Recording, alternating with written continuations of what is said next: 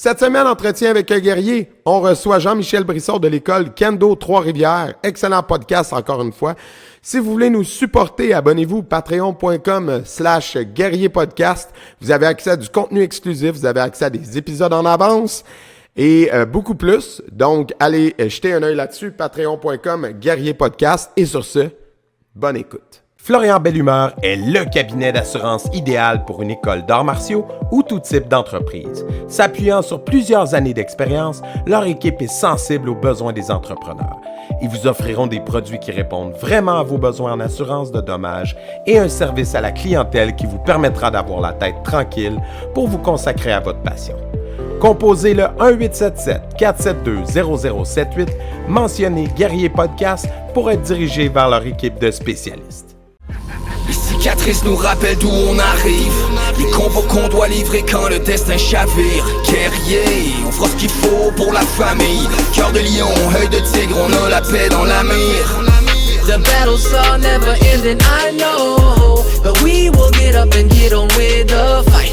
And we'll do whatever for what is right. Just put your trust in us, in us. Donc, cette semaine, entretien avec un guerrier, on reçoit Jean-Michel Brisson de l'école de Kendo Trois-Rivières. Du Kendo au Québec, c'est la première fois qu'on reçoit un pratiquant, fait que je suis vraiment content. On avait reçu un pratiquant européen une fois, mais c'est pas commun. Donc, je suis vraiment content de pouvoir en parler avec toi, Jean-Michel. Pour commencer, tu connais la formule. Je voulais savoir d'abord et avant tout, toi, personnellement, les arts martiaux, c'est arrivé à quel moment dans ta vie? Comment? Fais-nous l'historique. Okay. En fait, ça a commencé, j'avais secondaire 2, je dirais. J'étais un enfant pas très en forme. J'allais à une école où il y avait quand même beaucoup de sport, mais j'en faisais pas beaucoup. Quoique, j'en faisais parce que j'étais obligé. On faisait de la crosse, du hockey, des choses comme ça, mais j'ai jamais été un sportif comme tel, mais je me cherchais quelque chose à faire. Il y avait eu un programme au CEPSOM à Montréal de kendo. Donc, ils avaient un club de kendo là-bas, puis ils faisaient une espèce de programme parascolaire où on pouvait aller après l'école. Puis j'étais allé faire une session là. C'était pas du tout ce que je pensais. On se le cachera pas, à cet âge-là, tu vois kendo, tu vois les armures, tu vois les épées. Moi, je m'attendais 3 mois, j'étais un samouraï. Puis c'était pas du tout ça.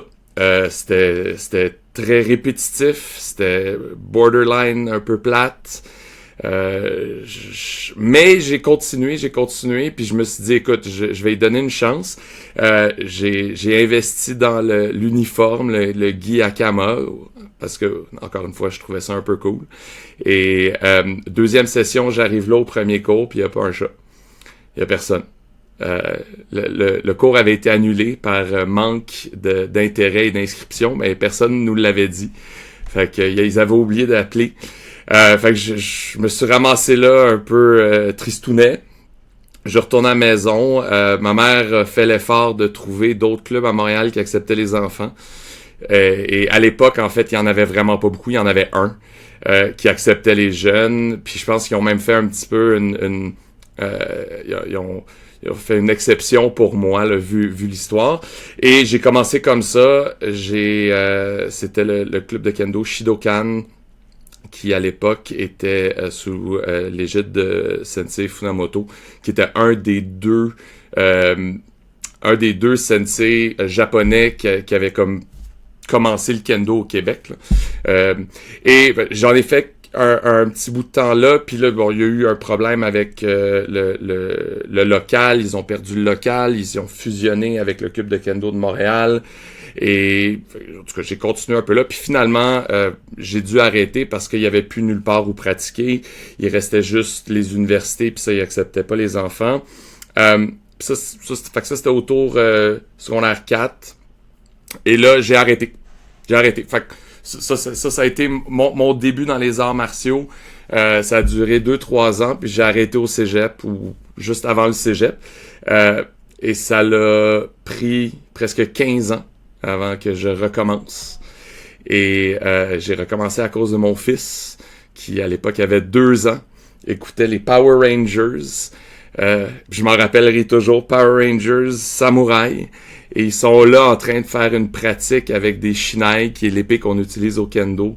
Puis ils tiennent ça tout croche. Puis ils trouvaient ça donc ben cool qu'ils aient des épées comme ça. Puis ça m'a comme complètement décliqué dans ma tête. Je disais, hey, je connais ça.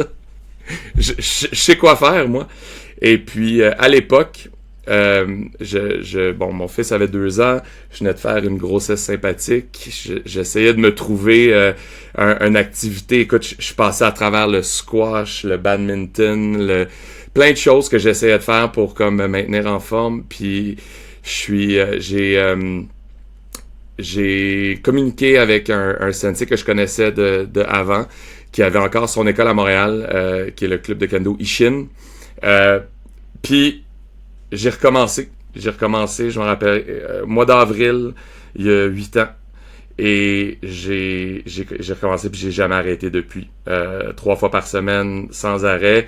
Je me suis réinscrit à la fédération, je me suis réinscrit au gym pour être meilleur au kendo. J'ai passé tous mes examens back-to-back.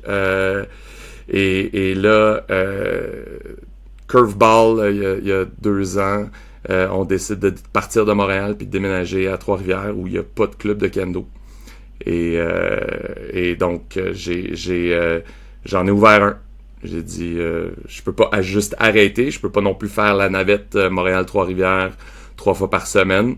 Fait qu'on a commencé au mois de janvier l'année dernière avec que des nouveaux élèves, que des gens avec, sauf rares exceptions, que des gens qui avaient jamais fait de kendo. La plupart avaient jamais vraiment entendu parler de kendo. Puis en 1 an et demi, on a bâti quelque chose de vraiment le fun. Fait que ça, c'est grosso modo comment tout ça a commencé. Très cool. Mais dis-moi, tu faisais le lien avec les samouraïs. Il faut quand même faire la distinction. Mettons, quelqu'un qui connaît pas c'est quoi un shinai, moi je sais, j'en ai déjà vu, là. Mais dans le fond, c'est pas un bokken non plus en bois, là, comme... non. C'est différent. Peux-tu expliquer un peu la différence? Oui, fait que le shinai, c'est une épée en bambou. Fait que c'est 4 lattes de bambou tenues ensemble par des lattes de cuir. Et c'est quelque chose qui a été développé vers la fin du 19e siècle pour justement pouvoir pratiquer tous les arts martiaux à base d'épée ou de katana sans se blesser. Fait qu'on peut se frapper avec sans avoir peur de blesser l'autre. Puis en plus, on porte une armure. Fait que le kendo, comparativement à beaucoup d'autres arts martiaux basés autour des épées, des katanas, c'est un art martial à plein contact. Alors, on fait des vraies frappes à pleine force, à pleine vitesse. Puis ça fait partie de l'art martial. On doit jamais se retenir quand on frappe, mais on utilise l'équipement qui nous empêche de blesser les autres. Ouais. Puis quand tu parles d'armure, ça ressemble un peu à l'équipement des gens en escrime qui font l'escrime européenne traditionnelle, là, mettons. Ouais. Fait que si tu regardes au-dessus de mon épaule ici, là, ça c'est l'armure. Ouais. C'est un espèce de plastron solide, donc pour les coups au corps. Il y a en dessous une pièce qui va autour de la taille puis qui protège un peu le dessus des cuisses. Mais la protection est moins de là parce qu'il n'y a pas de frappe qui se donne là. Ensuite, il y a un casque grillagé en métal avec une protection à la gorge et des gants pour les protéger les mains. OK. Parfait. Fait après ça, en termes de, mettons, là, j'essaie juste de démystifier un peu pour quelqu'un qui en a jamais vu, là.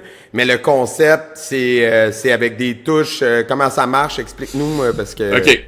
Fait que contrairement à l'escrime européenne où tout le corps est une cible, au kendo, ils ont ramené ça vraiment à une expression très simple. Puis la philosophie derrière, c'est que ils ont choisi les cibles les plus difficiles à rejoindre. Donc, on dit le ventre, mais c'est en fait le foie, l'avant-bras, la gorge, la tête. Fait que, tu sais, l'estomac, t'as toujours tes mains devant. Fait qu'il est très difficile à y accéder sans faire bouger ton adversaire. Le bras est toujours en mouvement. Fait qu'il est difficile à aller chercher. La tête, c'est quelque chose qu'on protège instinctivement et c'est aussi la cible la plus loin de notre adversaire. Et souvent, la façon dont on tient le shinai, il y a une épée entre toi et la tête de l'autre. Fait que c'est pas facile, puis un peu le même principe avec la gorge. Fait qu'il y a seulement 4 cibles. Puis ce qu'on veut essayer de faire, c'est aller toucher ces cibles-là, mais le kendo ne pourra jamais devenir un sport électronique comme l'escrime où une touche va faire allumer une lumière parce que chaque frappe est jugée par son mérite.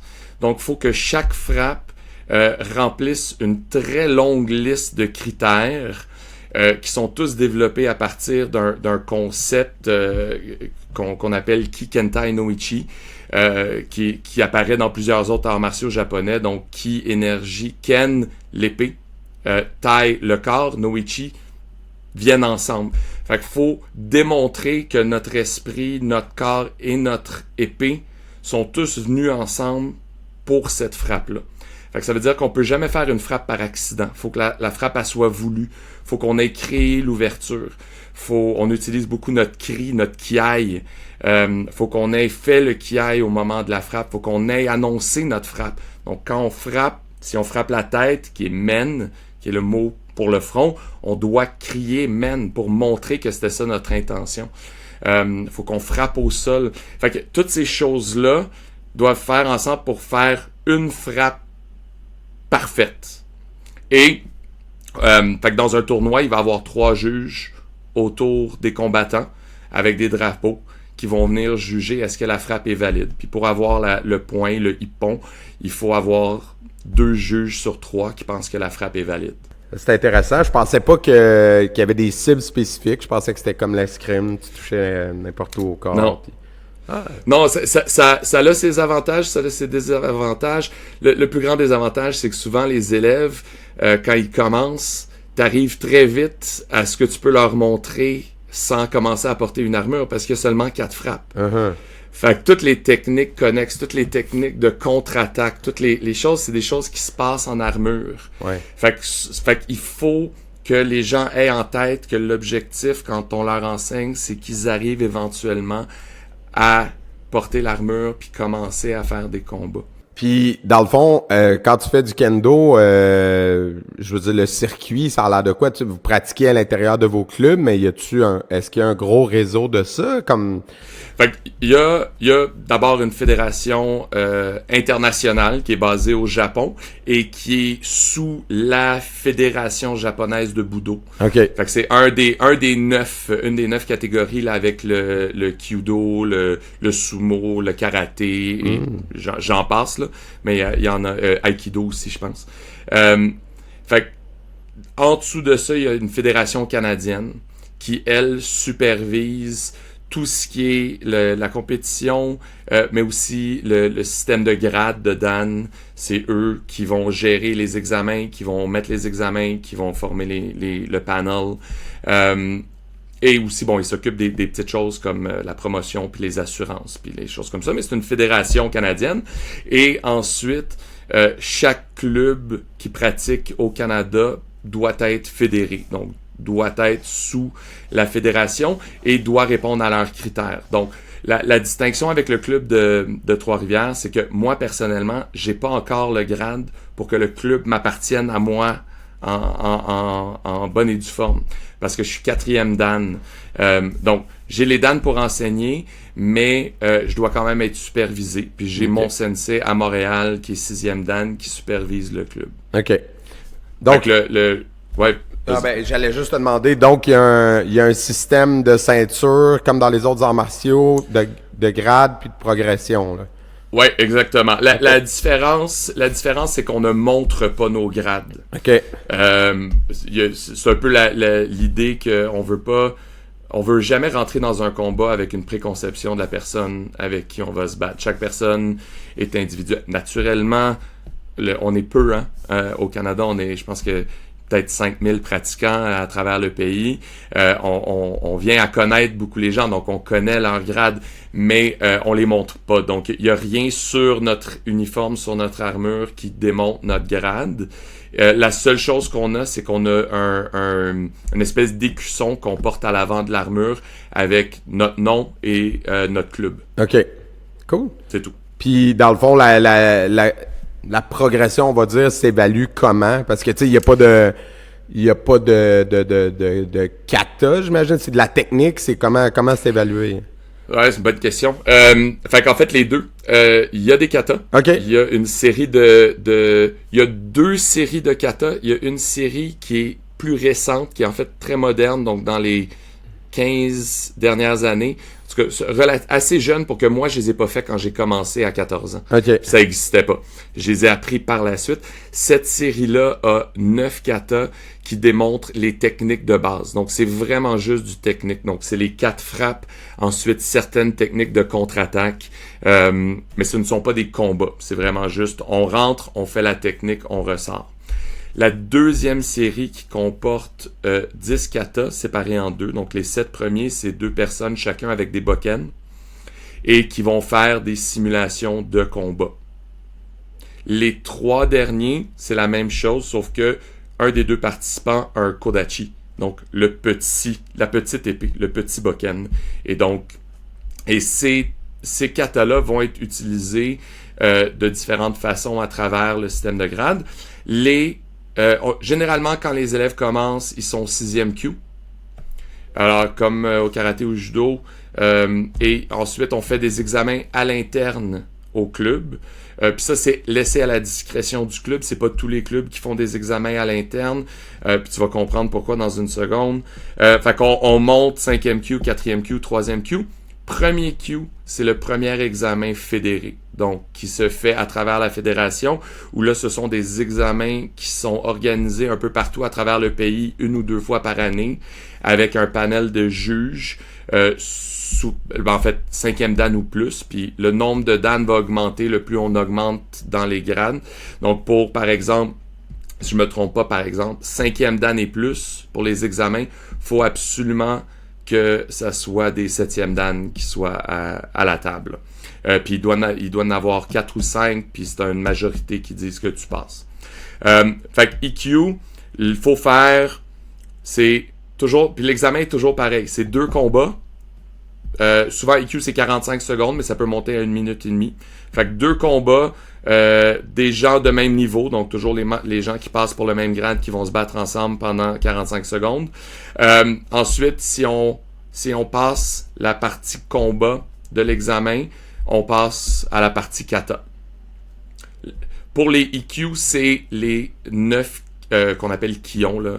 Ils ont un très très très long nom, mais on les appelle les kions, qui sont les techniques de base. Donc la première série de kata, ça c'est pour EQ. Et là, si on passe la série de kata, on reçoit son grade EQ. Ensuite, on doit attendre un certain temps. Si on veut passer Shodan, c'est exactement le même principe. 2 combats. Si on passe la partie combat, on fait les katas, puis là, c'est les katas 1, 2, 3. Et là, on doit attendre 1 an pour passer Nidan, 2 ans pour passer Sandan, 3 ans pour passer Yondan, et ainsi de suite, jusqu'à 7e dan, puis on rajoute des katas, et il y a aussi des examens écrits qui se rajoutent, qui sont juste des questions ouvertes sur lesquelles on développe avant les examens. Fait que ça, c'est en gros, c'est le système de grade. Puis ça, c'est international. Donc ça, c'est basé sur la fédération japonaise. Donc peu importe où je vais dans le monde pratiquer le kendo, mes grades sont reconnus. Cool. Là. Un peu comme le judo qui est comme uniformisé à grandeur. Exactement. Puis en fait, le système des grades du kendo vient du système de grades de judo. Là. Ils ont été empruntés de cette façon-là, avec légère différence, mais en gros, c'est ça. OK, cool. Puis Il y a juste 8 dan, par contre. Ouais, OK. Puis le 8e dan, il se peut juste se passer au Japon. Il y a un taux de passage microscopique. Je pense que c'est moins d'1% par examen. Puis si on considère combien d'années ça prend avant d'arriver là, c'est pas peu Ouais. avoir son 8e dan. Puis il y a plus de 9 ou 10. OK. Ils n'avaient avant, mais ils ont arrêté des octroyés, ceux-là. OK. Puis, qu'est-ce qui, à la base, mettons, est-ce que tu te souviens, qu'est-ce qui t'attirait, mettons, dans cette culture-là versus, on va dire, aller faire de l'escrime traditionnel ou des AMHE ou, tu sais, quelque chose plus proche de toi, mettons, culturellement? Ça tombe un peu à point parce que je me souviens encore, je venais de finir de lire Shogun. Ah! Puis j'avais complètement tripé. J'avais eu une fascination, comme beaucoup de gens, pour la culture japonaise, puis cette partie de la culture japonaise-là. C'était complètement différent de tout ce que je connaissais à l'époque. Et quand j'avais fait des petites recherches sur le kendo, tu sais, si on compare aux autres arts martiaux, judo, aikido, le kendo a la particularité qui est très très enraciné dans la culture japonaise. Puis c'est l'art martial le plus pratiqué au Japon. C'est celui qui pratique à l'école. C'est leur hockey, là. Tout le monde fait du kendo, tout le monde connaît le kendo. Et la façon dont on l'enseigne, puis la façon dont on le pratique, demande une certaine connaissance de la culture, parce qu'il y a une notion culturelle dans le kendo. Ça c'est ce qui m'avait amené au kendo. Si je pense 15 ans plus tard à ce qui m'a gardé dans le kendo quand je suis retourné en tant qu'adulte, là, c'est la discipline. Puis c'était quelque chose qui me manquait, je pense. C'était dans ma vie, j'étais un peu partout. J'ai jamais été quelqu'un de discipliné. Puis ça m'a donné une structure mentale, physique, organisationnelle que j'avais pas. Puis que je retiens beaucoup avec moi aujourd'hui, là, que j'ai encore, puis qui m'a beaucoup aidé. Puis physiquement, un bon kendoka, c'est quoi, on va dire, les aptitudes que ça prend? Qu'est-ce que tu travailles quand tu t'entraînes pour améliorer tes performances outre la technique au sable, là, mais je veux dire, physiquement, qu'est-ce qui peut t'aider? Qu'est-ce que tu travailles? Un excellent cardio. OK. C'est probablement la plus grande surprise quand les gens voient et commencent le kendo. Les combats peuvent durer jusqu'à 5 minutes et même plus si c'est égalité, parce que souvent ça dure jusqu'à temps qu'un point. Fait que quand on fait de la compétition, des fois ça peut monter jusqu'à 7-8 minutes. Juste les pratiques, comme je t'expliquais, on utilise beaucoup notre cri, puis ce qui veut dire qu'on est toujours à bout de souffle. On est toujours dans une situation d'hypoxie où on a peu d'oxygène avec lequel travailler. Faut apprendre à respirer. C'est aussi, les frappes sont explosives. Fait qu'on peut commencer le kendo à n'importe quel niveau physique. Il y a un point auquel, si on veut le faire à un plus haut niveau, il faut commencer à travailler ces choses-là. Puis l'autre chose, c'est la concentration.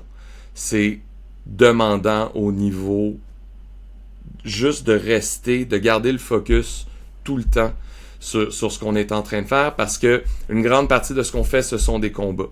Donc on peut pas slacker, on peut pas relâcher. Puis finalement, la dernière chose, c'est je te dirais en troisième, là, c'est l'explosion. Pour être bon, selon moi, faut avoir une bonne explosion. Puis une chose auquel on n'est pas habitué ici en Amérique, il faut avoir de l'explosion au niveau des pieds. Faut avoir des chevilles fortes, des mollets forts, des pieds forts, des tendons à cet endroit-là forts, parce que l'explosion, elle vient vraiment de là. Elle vient un peu des cuisses, un peu des jambes, mais on est haut quand même. Puis c'est ça qu'on va utiliser pour se lancer. Ah, c'est intéressant. Puis, dans ta vie, mettons, professionnelle, parce qu'enseigner le kendo, c'est pas une job à temps plein, j'imagine, la façon dont c'est ça.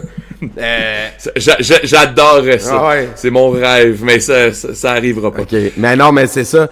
Qu'est-ce que ça t'a apporté dans ta vie professionnelle? Est-ce que tu sens que ton art martial a nourri ta carrière? Comment? Où tu vois des liens dans ce que tu fais? Ou dans ta vie de tous les jours, tu sais? Écoute, J'ai jamais vraiment pensé. Fait que les réponses que je vais te donner, c'est pas des grandes réponses réfléchies. Ouais. Il y a une chose qui est évidente, c'est que, fait que dans mon métier, je suis traducteur-interprète. OK. J'utilise ma voix. Ma voix aujourd'hui n'est pas la même voix que j'avais il y a 10 ans. Ma voix est beaucoup plus forte, beaucoup. Tu sais, je peux parler devant des grandes foules de personnes, pas de micro, sans problème. Puis ça vient de mon kendo. J'ai appris à projeter. À projeter. La deuxième chose, probablement, c'est... j'ai toujours été quelqu'un de relativement gêné. Je le suis encore. Je suis pas quelqu'un qui va aller approcher les gens. Mais le kendo m'a donné une certaine confiance qui probablement m'a aidé. Tu sais, je suis propriétaire de ma propre entreprise. Je dois rencontrer des clients, je dois parler aux clients. Donc, j'ai jamais eu cette facilité à faire ça. Mais maintenant, j'ai plus aucun problème. Ça m'a donné certainement une confiance en moi que je n'avais pas avant. Puis ça, c'est probablement, là, si j'y pense, le plus gros morceau. Puis, est-ce que tu disais que t'es traducteur, est-ce que t'as déjà été au Japon, aller voir la culture, aller à la rencontre de la source du kendo? Non, mais c'est, disons, c'est un plan sur lequel je travaille activement en ce moment.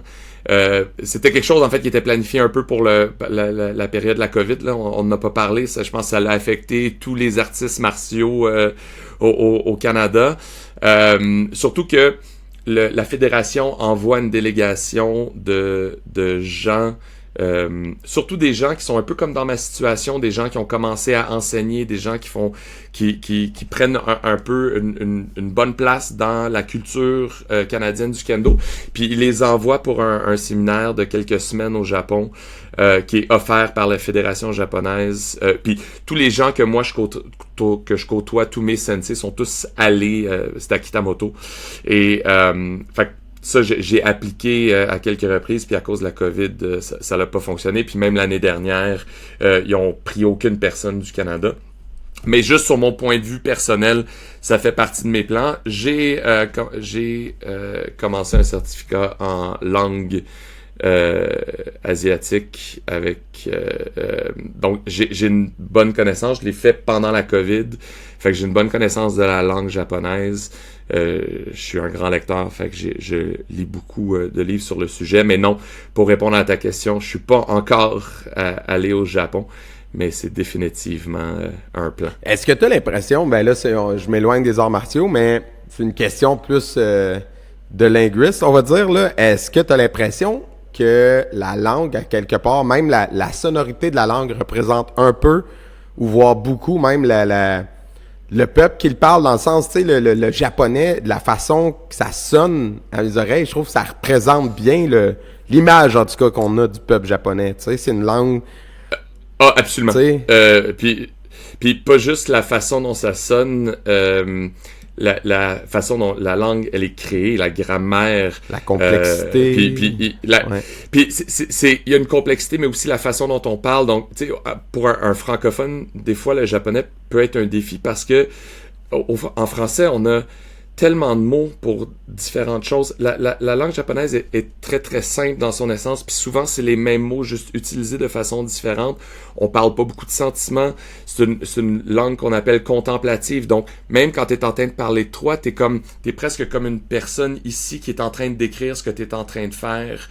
Fait que, tu sais, aussi... Et ça, c'est probablement le plus évident, c'est les grandes différences dans la façon dont on parle aux différents niveaux de personnes. Donc, le japonais que moi j'ai appris à l'école, il commence avec la structure polie. Fait que quand tu parles à un supérieur, puis dans le dojo, on voit si je suis jamais à rencontrer des sensei de plus haut niveau que moi japonais, faut que je leur parle d'une certaine façon, puis j'utilise une grammaire puis une structure qui est complètement différente que si je parle à un ami ou un parent. Puis il y a toute une hiérarchie dans la façon que la langue est structurée. Puis ça, c'est absolument en ligne avec la culture. Mm-hmm. Absolument. Ouais. Est-ce que en apprenant la langue, est-ce que rencontrer des trucs où tu fais tel mot ou tel concept qu'on utilise ici dans les arts martiaux, c'est pas vraiment ça le sens quand t'apprends la langue pour vrai. Y a-tu des trucs que t'as fait comme ouais. Oui, c'est un peu en fait le contraire de ça. C'est que je me suis aussi rendu compte que beaucoup des termes qu'on utilise et qui ont ici un aura de presque de magie, ou certainement de mysticisme, est en fait juste le langage utilisé par les Japonais pour décrire ce qu'on est en train de faire. Fait que c'est vrai que des fois, j'ai pas appris la langue assez bien pour pouvoir, par exemple, me ramasser un livre sur le kendo en japonais. Je dois quand même lire des traductions. Fait que je peux pas dire que j'ai découvert des secrets bien gardés en apprenant la langue. Mais je me suis aussi rendu compte que souvent, on utilise la langue japonaise comme façon de le décrire, mais en fait, c'est juste... Les Japonais, c'est comme, ben oui, ça c'est le mot. C'est le mot qu'on utilise. Puis ça, moi, j'ai toujours trouvé ça très, très amusant de remarquer ça. Ouais. Comme il y a des mots, et corrige-moi si je me trompe, là, ou dis-moi si c'est hors de ton champ d'expertise, mais il y a des mots qui, quand ils vont l'écrire avec notre alphabet, mettons, vont se prononcer comme un M, mais c'est un N ou vice-versa, comme... tu sais, le fameux senpai ou des choses comme ça, là, qu'il y a une question de prononciation, dans le fond. Ben, c'est un peu comme en français, en fait. Des fois, quand une lettre suit une autre, tu vas le prononcer différemment. Donc, souvent, te donner un exemple, gecko et keiko. Fait que, dépendamment de quel mot vient avant ou après, tu vas le prononcer différemment, mais c'est une prononciation qui vient avec l'utilisation, puis c'est normal. Fait que, c'est vrai que quand on essaye de l'écrire en utilisant notre alphabet, des fois, ça reflète pas toujours exactement la prononciation. Puis les gens vont utiliser bien ou mal nous, on utilise de façon interchangeable gecko et keiko, même si c'est le même mot, mais le terme change. Puis, ou tu sais, juste quand on compte, quand on fait les katas, tu sais, on fait le premier kata, c'est Ippon, mais Ippon... on rajoute un P. En fait, c'est I-hon, mais ça devient Ippon. Fait que tu rajoutes un P, mais il n'est pas vraiment... Il est muet, le P, dans le fond. Oui, mais on doit le prononcer. Mais en tout cas, fait que tu sais, c'est Ippon, Nihon, Sanbon. C'est Ich, ni San avec Hon à côté, mais à cause de la liaison, il rajoute Ippon, Nihon, Sanbon. Fait que oui, des fois, il y a des petites différences de prononciation ici, là. Ouais, mais c'est intéressant, ça. C'est drôle parce que je savais pas que c'était ça que tu faisais dans la vie, puis ça fait longtemps que je me dis ça serait intéressant d'avoir quelqu'un qui connaît la langue un peu japonaise pour démystifier ça. Ben, je connais la base. Ah ouais. Je connais les bases, j'ai étudié la grammaire, là, je suis certainement pas un expert. Il y en a d'autres qui le sont plus que moi. Non, mais c'est ça. Mais c'est tellement un univers culturel riche et puis complexe aussi. Tu sais, l'alphabet, en Chine, c'est la même affaire. Là. Il y a comme plein de... Ouais, OK. Ben, c'est intéressant, ça. Puis, le club de kendo Trois-Rivières, ça fait 1 an que ça roule. C'est 1 an et demi. C'est quoi, on va dire, ta démographie, là? C'est qui tes élèves? En termes d'âge, écoute, c'est très versatile, je te dirais. Au niveau de l'âge, écoute, attends, là, j'essaie de penser. J'ai pas tant d'élèves que ça, là, je peux te donner quand même une bonne idée. Fait qu'on a des jeunes, on a quand même eu une bonne quantité de jeunes, souvent 14 ans. Nous, on les prend à partir de 14 ans. On planifie faire un cours pour jeunes enfants l'année prochaine, mais on voulait être bien installé avant de faire ça. Fait que dans le cours pour adultes, on prend à partir de 14 ans, puis on en a eu des 14 ans. On en a 2 en ce moment qui sont vraiment excellents, donc je suis très fier parce qu'ils travaillent fort. Après ça, je dirais beaucoup d'hommes. Puis pour moi, c'est quelque chose sur lequel j'essaie de travailler, puis sur lequel tout le monde essaie de travailler en ce moment au kendo, c'est d'ouvrir ça à plus de femmes, surtout parce que, juste sans rentrer dans les stéréotypes, l'énergie plus féminine est très en ligne avec la façon dont on enseigne. Fait que des fois je trouve que ça manque un peu. Fait que beaucoup de gars au-dessus de l'âge de 40 ans, des gens définitivement intéressés par la culture. Puis après ça, de toutes les sphères de vie, là. J'ai des artistes, des gens qui travaillent en TI, de tout, là, des étudiants, vraiment. Mais tu sais, j'ai pas beaucoup. Ce que je peux dire, par exemple, c'est que je n'ai pas ou j'ai peu de gens stéréotypés arts martiaux. Le stéréotype qu'on se fait d'un artiste martial, ce ne sont pas généralement mes élèves. Probablement parce que le kendo est vu comme étant moins violent, moins testostérone. C'est plus sportif. C'est moins...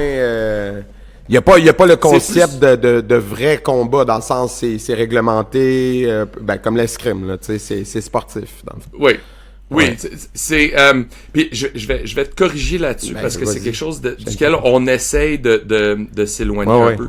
Puis malgré qu'il y a une composante sportive, on essaye d'éviter la sportification du kendo.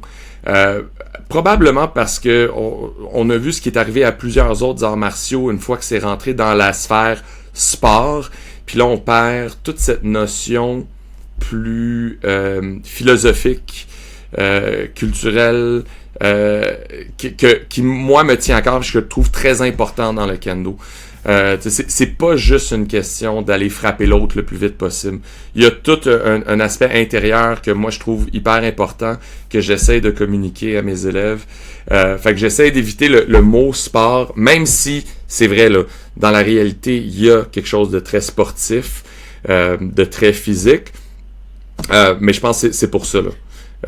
Mais je te disais ça parce que j'allais te demander, est-ce que des fois, tu sais, il y a des pratiquants de kendo qui pourraient aller tu sais, de façon amicale, mais aller se confronter avec quelqu'un qui fait un autre style de combat armé, mettons, dans des trucs, parce que dans les derniers épisodes du podcast, j'ai reçu les gens des Dog Brothers, par exemple, puis là, eux, c'est plein de styles de combat armé, puis là, ils s'affrontent ensemble amicalement. Fait que là, dans ma tête, j'étais comme, on dirait que je me disais, hey, me semble que ça pourrait être cool, un gars qui arrive avec son chandail ou une fille, bien sûr.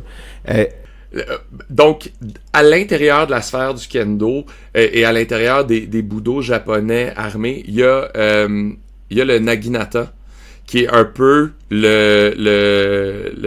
on va dire je dis pas ça de dérogatoire, mais un peu la petite sœur du kendo, dans le sens où naginata, traditionnellement, longtemps été pratiqué que par les femmes. Ouais, c'était l'arme des femmes, je voulais en parler tantôt. Ouais. Exactement. Et le naginata devient de plus en plus populaire au Canada. Je suis pas sûr qu'ils ont encore une fédération, mais ils sont quand même chapeautés par la même fédération au Japon que le kendo. Et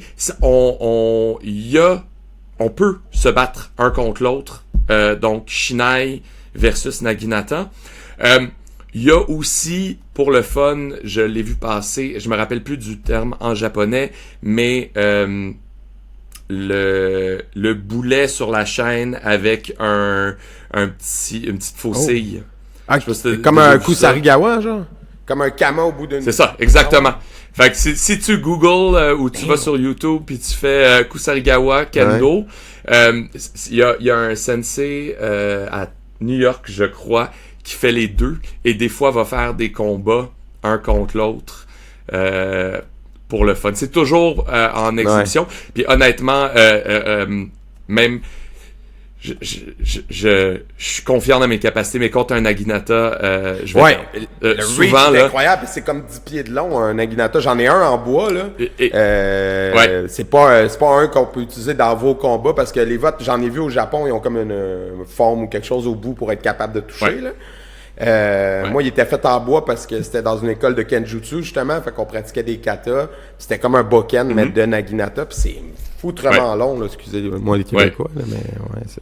Oui, puis non seulement ça, mais eux, ils rajoutent 2 cibles que nous, on n'a pas en kendo. Donc, eux, ils ont les tibias comme cible. Fait que moi, j'ai aucune expérience avec ça, fait que je suis certain que me retrouver devant un Naginata, je risque de passer un mauvais quart d'heure. Pour ce qui est des autres combats, la technique du kendo se prête pas super bien aux autres techniques que moi j'ai essayé.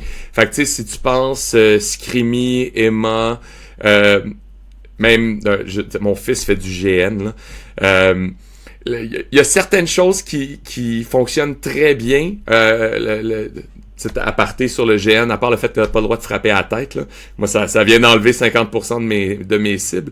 Il y a certaines choses qui fonctionnent très bien, mais c'est pas nécessairement des techniques d'épée, ce sont des techniques de prestance. Donc, comment avancer sur quelqu'un.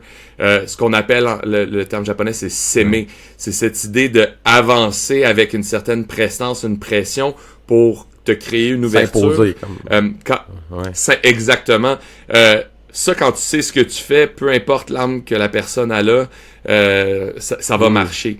Mais cela dit, les techniques des frappes sont pas très compatibles souvent avec les autres arts martiaux avec une arme. Ben, c'est ça, la parenthèse que je voulais faire sur le NAG tantôt, parce que tu parlais de la place des femmes, vous essayez d'aller chercher des femmes, plus de femmes dans le kendo. Puis c'est un fun fact que j'avais appris, que historiquement, maintenant, on sait qu'il y avait plus de femmes dans les armées japonaises, mettons, à l'époque médiévale, que chez nos ancêtres européens. Ils ont retrouvé, à cause des corps sur les champs de bataille, jusqu'à 30% de femmes dans les armées. Puis ils étaient pas là pour être garde-malade, ils se battaient pour vrai. Puis justement, le Naginata était souvent une arme utilisée par les femmes, historiquement. Oui. Puis encore aujourd'hui, le Naginata, historiquement, si tu regardes les fédérations ont les statistiques de nombre de personnes gradées hommes-femmes.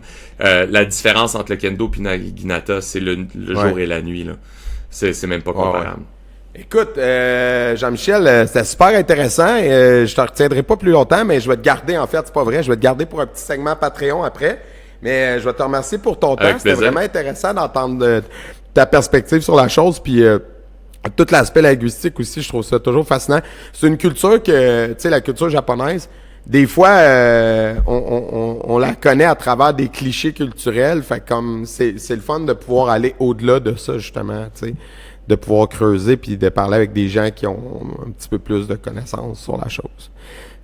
Merci beaucoup. C'était bien le fun. Hey, puis il est situé où le dojo? Parce que moi, j'ai fait mes études universitaires à Trois-Rivières. C'est-tu à l'UQTR? Non, on est dans un centre communautaire, le centre, en fait, affilié au centre Landry. Fait qu'on est dans le centre Alexandre Soucy, qui est dans la Petite Pologne, sur la rue Saint-Paul. On est là les mardis soirs, les vendredis soirs de 6h30 à 8h30 chaque semaine. Là, pour l'été, on prend pas de nouveaux élèves parce que c'est la saison des tournois. Moi, je compétitionne encore, fait que je m'entraîne pendant l'été. Fait qu'on prend l'été là pour les gens qui sont déjà là, qui sont bien établis, puis je les fais pratiquer fort, disons. Et fait que notre prochaine rentrée d'élèves, c'est au mois de septembre. Puis encore une fois, si tu me permets, je vais faire mon pitch de 30 secondes. Je vais mettre les liens de toute façon en description, mais vas-y. Pour n'importe qui a toujours été curieux de savoir, au mois de septembre, on fait toujours une nouvelle entrée d'élèves avec une porte ouverte pour voir c'est quoi. Puis surtout pour les gens qui ont pensé qu'ils pourraient jamais faire des arts martiaux ou qui ont toujours été curieux. C'est vraiment quelque chose d'accessible, accessible à tout le monde. On a des gens de tout âge. Il y a d'ailleurs au Japon un programme pour les gens de 80+ qui veulent commencer le kendo. Et ils ont des élèves à chaque année. Fait que on peut commencer à n'importe quel âge, n'importe quelle forme physique, tant qu'on a de la volonté. C'est vraiment pour tout le monde. Fait que c'est ça, merci beaucoup de m'avoir ça fait plaisir, mais écouté pendant écoute, 40 minutes. Tu m'as fait point de la question du parent, l'équipement. C'est comment ça marche? Est-ce que vous le prêtez ou faut qu'on l'achète pour notre enfant, mettons, qui s'inscrit? Comment ça marche? Alors, vu que ça fait juste 1 an et demi que je suis là, j'ai pas encore toute, une série d'équipements. J'en ai quelques-unes, cela dit. Donc, j'ai certaines personnes à qui je prête jusqu'à temps qu'ils décident de s'en acheter une. Mais je peux pas le faire pour tout le monde. Pour les jeunes de 14 ans, souvent ça marche parce que c'est des plus petites armures que j'ai. Mais sinon, par contre, cela dit, aujourd'hui, moi, quand j'ai commencé le kendo, quand ma mère a dû m'acheter une armure en 1995, c'était pas facile puis ça coûtait une beurrée parce que c'était fait au Japon. Mais aujourd'hui, ça s'est démocratisé. Il y a des armures pas trop chères qu'on peut trouver assez facilement en ligne.